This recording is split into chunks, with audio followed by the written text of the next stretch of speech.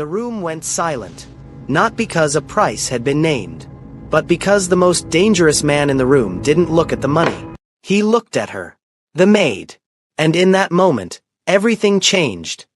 Before we go any further, take 1 second and tell me where you're watching from. And if you like stories that pull you in and don't let go, subscribe now. This one gets deeper. Everyone at the table felt it. That shift. The kind that happens when a deal stops being business and becomes personal. The offer had been simple. Name your price. Cash. Territory. Silence. That was how wars ended in rooms like this. But the maid wasn't supposed to be part of the negotiation. She was invisible. She poured drinks. She kept her eyes down. She existed only when spoken to. Until the man everyone feared leaned back, calm, unhurried, and let his gaze settle on her like a final decision. No words. No explanation. Just a look that said, "She's mine." And the rival across the table realized, too late, that he had already lost. The rival's hand tightened around his glass, but he didn't lift it. He didn't need to. He already knew what that look meant. The maid stood frozen beside the table, her fingers stiff around the tray. She had felt eyes on her before, judging, dismissive, cruel, but this was different. This gaze didn't strip her down or push her aside. It weighed her, like she mattered. Her heart began to race, not because she understood what was happening, but because the air in the room had changed. The men had stopped talking. The room had stopped breathing. Even the quiet hum of the city beyond the glass walls felt distant. She kept her eyes lowered. She had learned long ago that looking up at powerful men only brought trouble. But the silence stretched. And stretched. The rival finally spoke, forcing a laugh that didn't quite land. "That's not funny," he said. "She's staff." The man with white hair didn't look away. "She's what?" he asked calmly. The question was soft, almost polite. That made it worse. The rival straightened. "She doesn't belong in this. Name something else." Still, the gaze didn't move. The maid's breath came shallow now. She could feel it. Whatever decision had just been made, it had nothing to do with her consent. Her name hadn't been spoken. It never was. In rooms like this, people like her were background noise. Until they weren't. "She belongs exactly where I decide," the man said. "Not raised. Not threatened. Certain." The rival's face hardened. "You're crossing a line." A faint smile touched the man's lips, but it didn't reach his eyes. "You invited me to." That was when it became clear to everyone in the room. This wasn't a negotiation anymore. This was a claim. The maid's fingers trembled. A drop of wine spilled onto the polished wood, dark against the surface.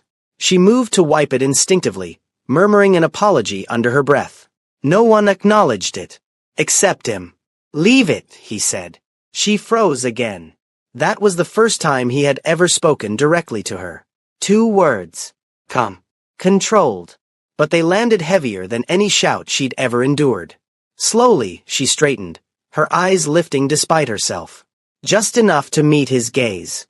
And for a split second, the world narrowed to the space between them. She didn't see cruelty there. She didn't see hunger. She saw intent. The rival pushed his chair back abruptly. "You don't get to humiliate me like this." "I'm not humiliating you," the man replied. "You did that yourself when you said name your price." Silence again. The maid felt something unfamiliar rising in her chest. Not hope. Not yet. Fear, but sharpened into something else. Because whatever this was, it meant she was no longer invisible. And invisibility had been the only thing keeping her safe. The rival exhaled slowly, as if calculating the cost of pushing further. He glanced at her then, really looked at her for the first time, and his expression flickered with irritation. As if only now realizing she was human. "You can't just take her," he said. The man with white hair leaned forward, resting his elbows lightly on his knees. "I can," he said. "And I will." There was no triumph in his voice. Only finality. That was the moment the maid understood something was ending. The life she knew. The rules she had survived by. The quiet suffering she had learned to carry without complaint. She didn't know what waited on the other side of this choice. But she knew one thing with terrifying clarity. Nothing would ever be the same again. And somewhere deep inside, beneath the fear, a dangerous thought surfaced for the first time in her life. What if this wasn't the beginning of her destruction? What if it was the beginning of her escape? Before we continue, take 1 second and tell me where you're watching from. And if you enjoy stories that build slowly and then refuse to let go, subscribe now. Because once this door opens, there's no turning back. The decision didn't end the meeting. It detonated it. The rival stood first, pushing his chair back with deliberate force, as if noise could reclaim control. The scrape of wood against polished floor echoed too loudly in the quiet office. "You're making a mistake," he said. "You think this ends here?" The man with white hair didn't rise. He didn't even adjust his posture. He simply watched. Mistakes were emotional. This wasn't. The maid stood frozen, her tray still balanced in trembling hands. No one had told her to leave. No one had told her to stay. And in that silence, she understood something she'd learned too young. When powerful men argued, people like her were collateral. The rival's gaze snapped to her again, sharper this time. Calculating. "You have no idea what you're stepping into," he said, not to the man across the table, but to her. Her chest tightened. The white-haired man finally stood. He was taller than she expected. Broader. Calm in a way that felt practiced, deliberate. He straightened his jacket with unhurried precision and turned slightly, placing himself, not fully, but enough, between her and the rival. That single movement rewrote the room. "She doesn't need to," he said. "That's my responsibility now." Now. The word landed like a door closing. The rival laughed, but it cracked halfway through. "You don't own her." "No," the man replied evenly. "But you don't either." That was when the tension tipped from hostile to dangerous. The rival took a step forward. Just one. Close enough that the maid could smell the sharp bite of wine on his breath. Her instinct screamed to step back, to shrink, to disappear, but she couldn't. Her legs refused to move. The white-haired man's voice dropped. "I wouldn't." That was all. The rival stopped. Not because of volume. Because of certainty. For a long moment, no one spoke. Then the rival exhaled, slow and controlled, as if filing the moment away for later. "This isn't over," he said. "It is," came the reply. "For tonight." Security appeared as if summoned by the pause itself. The rival shot her one last look, resentment sharp, wounded pride burning, and then he was gone. The doors closed behind him with a final, heavy sound. Only then did the maid realize her hands were shaking badly enough that the tray rattled. She lowered it carefully onto the table, eyes still downcast.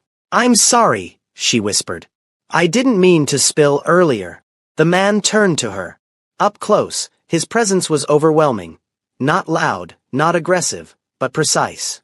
Controlled. His eyes were dark and unreadable, his expression impossible to soften or harden. "You don't need to apologize," he said. No one had said that to her in years. She swallowed.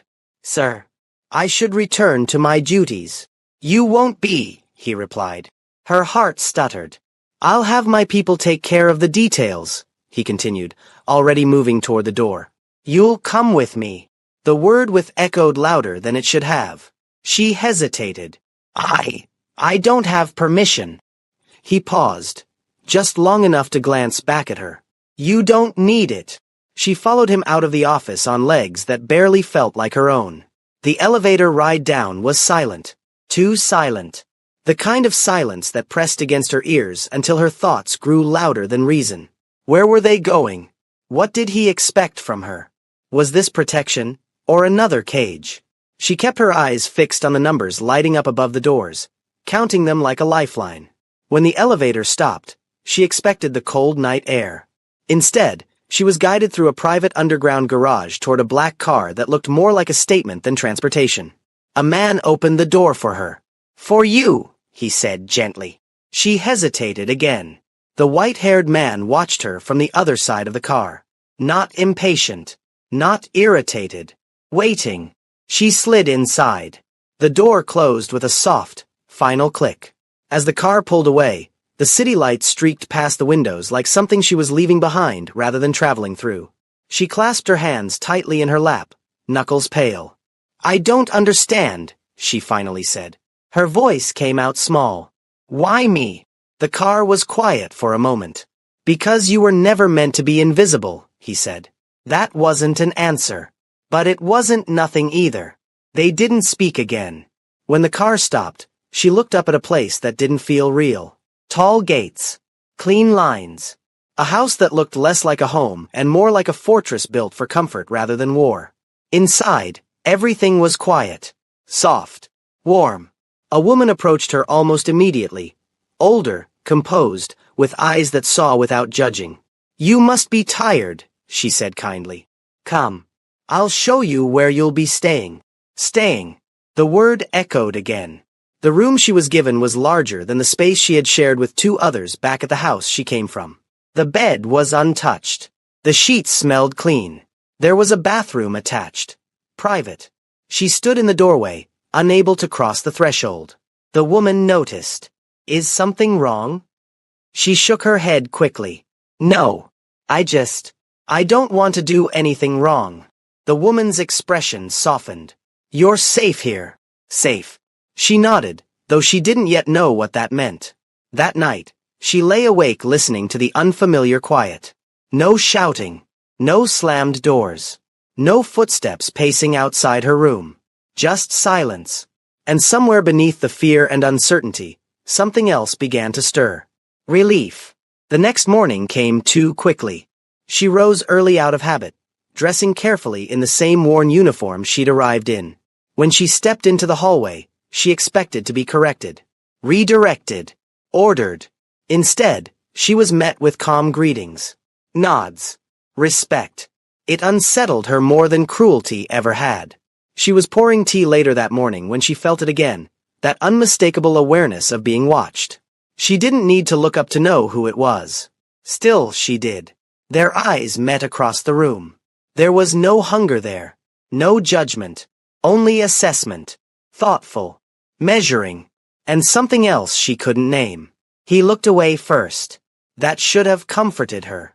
Instead, it left her with a question she couldn't quiet. Why did it feel like she'd been chosen for more than protection? Why did it feel like this man saw something in her she had spent years being taught didn't exist? And if that was true, what would it cost her to find out? So tell me, if you were her, would you trust the silence that follows power? Or fear the moment it finally speaks? The first rule she learned in the new house was simple. Nothing was accidental. Every movement had purpose. Every silence carried meaning. Even kindness here felt deliberate, measured, intentional, as if it had been tested before being offered. That unsettled her. She moved through the day carefully, half expecting someone to remind her she didn't belong. But no one did. The staff spoke to her like an equal. Some even deferred to her, stepping aside in hallways, offering help before she asked. It made her chest tight. Back where she came from, respect had been something you earned by disappearing. Here it was given too easily. By the third day, she realized something else. She was never alone, but she was never watched openly either. Guards moved quietly. Cameras blended into corners. Protection wrapped around the house like a second set of walls. Around her. Not once did anyone tell her she couldn't leave. That frightened her more than locked doors ever had. That afternoon, she stood in the kitchen staring at a bowl of untouched fruit, her thoughts spiraling until a calm voice broke through. "You haven't eaten." She turned sharply. He stood a few steps away, jacket off, sleeves rolled just enough to expose the tattoo along his wrist. He hadn't announced himself. He never did. "I wasn't hungry," she said quickly. He studied her for a moment. "That's not what your body says." Heat rushed to her face. "I'm fine." He nodded once, accepting the answer without believing it. "Sit." It wasn't a command. That somehow made it harder to resist. She sat. He poured water into a glass and slid it toward her across the counter. Their fingers didn't touch, but the space between them felt charged anyway. "You don't owe anyone here anything," he said. "Not work. Not gratitude. Not obedience." She wrapped her hands around the glass. "Then why am I here?" The question had been clawing at her since the first night. His gaze held steady. Because I didn't like the way you were treated. That was it. No speech. No justification. No explanation that made sense of everything he'd risked. Her throat tightened. People don't do that. I do. She searched his face for something. Pity, expectation, a hidden cost, but found none. What happens now? She asked quietly. Now, he said. You decide who you want to be when no one is hurting you. The words landed heavier than threats ever had. That night, sleep came in fragments. Dreams of hallways she couldn't escape. Voices calling her name without sound. Hands reaching for her, pulling her back into a life she no longer recognized.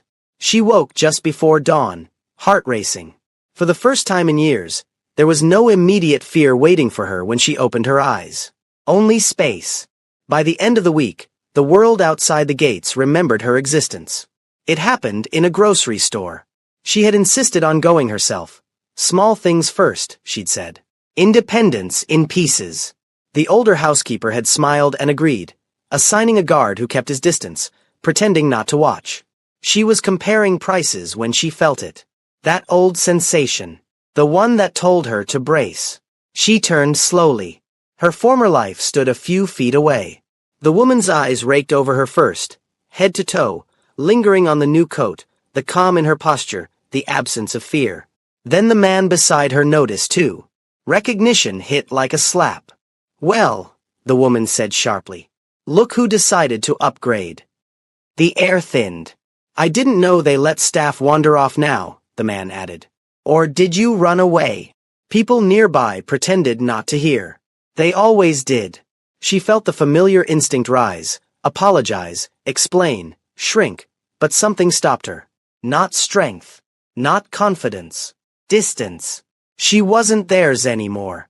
I work elsewhere now, she said. The woman laughed. Of course you do. Her hand shot out suddenly, gripping her arm hard enough to hurt. Don't act like you're better than us. The guard moved instantly. So did he. The store seemed to hold its breath as the white-haired man stepped between them, his presence shifting the balance of the room in seconds. Let her go, he said. The woman scoffed.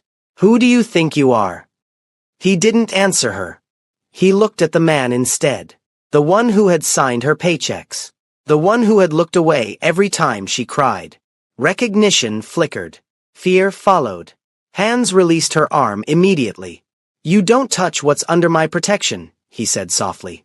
The silence that followed was absolute. People stared. Phones hovered. The woman's face drained of color. This isn't over, the man muttered. It is, he replied. And you should be grateful I'm generous. They left without another word. In the car, her hands shook uncontrollably. I didn't want trouble, she whispered. You didn't cause it, he said. You survived it. That night, consequences began to unfold. Accounts froze. Contracts dissolved. Partners vanished. The empire that once stood tall on intimidation and neglect began to crack. Not loudly, not dramatically, but efficiently. She heard whispers of it through staff conversations, caught glimpses of news headlines scrolling past screens. He never spoke about it. Until she asked. Is it because of me? She said one evening, standing at the edge of his office. He looked up slowly. It's because of choices. That answer told her everything. Days later, the apology came. Public. Recorded. Carefully worded. They stood before cameras and admitted wrongdoing. Admitted cruelty. Admitted guilt. They asked for forgiveness. From her. She watched from the side of the room, heart pounding. The weight of it pressed down hard. Years of silence suddenly demanding resolution. He didn't look at her. He didn't guide her. He didn't rescue her from the moment. He let her choose. I accept your apology, she said at last. But I don't forgive you. Gasps rippled. I accept it because I'm done carrying what you gave me. But you don't get access to me again. Ever. She walked away before they could respond. Later, alone, the tremors came. He found her in the garden, sitting on a stone bench, staring at nothing. You were strong, he said. I was terrified, she replied. They're not opposites. She exhaled shakily. Why are you doing all this? He considered her carefully. Because power means nothing if it's only used to take. For the first time, she saw the weight he carried. Not arrogance, not control, but responsibility sharpened by regret. Something shifted then. Not romance. Not comfort. Understanding. And with it came a dangerous question she hadn't dared to ask before. If this man could change her life so completely, what would it mean to stand beside him, not under his protection, but as his equal? And would choosing that future cost her the safety she had just begun to feel? Before we continue, tell me this. Do you think power redeems a man, or only reveals who he's always been? The apology didn't bring peace. It brought attention. Within days, her face was everywhere. Blurred in some clips, clear in others. Headlines danced around her name without ever saying it outright. Former maid at center of corporate scandal. Powerful businessman admits wrongdoing. Quiet woman refuses forgiveness. She tried not to look. Tried to stay inside the walls that had begun to feel like shelter instead of confinement. But the world had noticed her. And the world never noticed gently. One evening, as dusk settled into the garden and the lights flickered on one by one, she found him standing at the edge of the terrace, phone pressed to his ear. He wasn't speaking loudly, but his tone was clipped, precise. The kind of voice that ended conversations before they began. Yes, he said. I'm aware. A pause. No, he continued. She doesn't need to see that. Another pause. Longer this time. If anyone approaches her without my consent, he finished calmly, we'll have a problem. He ended the call and turned. He hadn't known she was there until their eyes met. They're pushing, she said quietly. Yes. Because of me. Because they think you're leverage. The word made her stomach twist. I don't want to be that, she said. You aren't, he replied. They're just late to understand it. She stepped closer, the distance between them shrinking in a way that felt intentional now. Not rushed. Not forced. Just honest. What happens if I leave? She asked. He didn't answer immediately. That depends, he said at last, on whether you want to run or choose. The question lingered between them long after he walked away. That night, she packed a small bag. Not because she planned to go, but because she needed to know she could. She sat on the bed staring at it, fingers resting on the zipper, heart racing as if she were already halfway out the door. 4 years, survival had meant staying small, staying still, staying unseen. Now she had space. And space demanded decisions. A knock came softly at the door. She didn't answer at first. It's me, came the calm voice. She opened it. He stood there without his jacket, sleeves rolled up, hair slightly undone. Less armor. More man. You don't have to stay, he said. I know. But if you do, he continued, it won't be because you owe me. She searched his face. Then why did you choose me? He didn't look away this time. Because you reminded me of something I lost a long time ago. Her breath caught. What? Innocence, he said. And the cost of ignoring it. They stood in silence, the air thick with things neither of them had said. I don't want to be protected forever, she said. I wouldn't allow it, he replied. A beat. I want to learn, she continued. To work. To be more than what they made me. Then you will, he said simply. The next morning, everything changed. He didn't announce it. He didn't ask permission. He simply brought her into the room. Executives went quiet when she entered. Eyes flicked toward her, then away. The weight of the moment pressed down hard, but she kept her shoulders straight. This is her, he said. She'll be sitting in. No explanations. No justifications. Obedience followed. She listened more than she spoke. Learned the rhythm of power, the way decisions were shaped before words ever touched them. She saw how he moved through rooms, never rushing, never explaining more than necessary. And she realized something unsettling.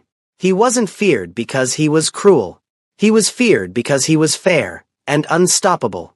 Halfway through the meeting, her phone buzzed in her pocket. She ignored it at first. Then it buzzed again. She excused herself quietly and stepped into the hall. The message was short. We need to talk. In person. Her chest tightened. She knew the number.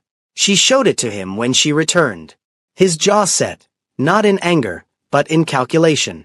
"Do you want to?" he asked. "No," she said immediately. Then hesitated. "But I think I should."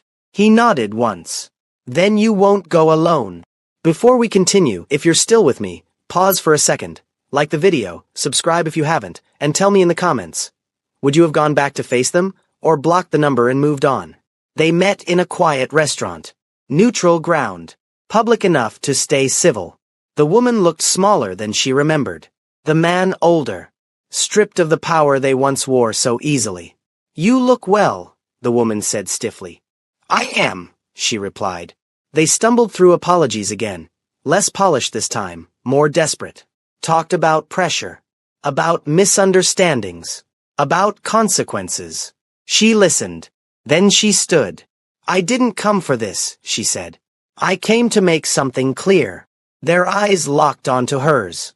"You don't get access to my life anymore," she continued. "Not my time. Not my pain. Not my future." She turned to leave. The man spoke her name. She paused, but didn't turn back. "I hope you learn," she said.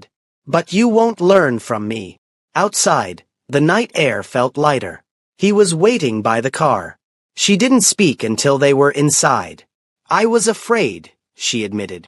"You still went," he said. She looked at him then. Really looked. "So did you when you chose me." Something unspoken passed between them. Weeks later, the offer came. Not a proposal. Not yet. An invitation. "To stand beside me," he said. "Not behind. Not protected. Equal."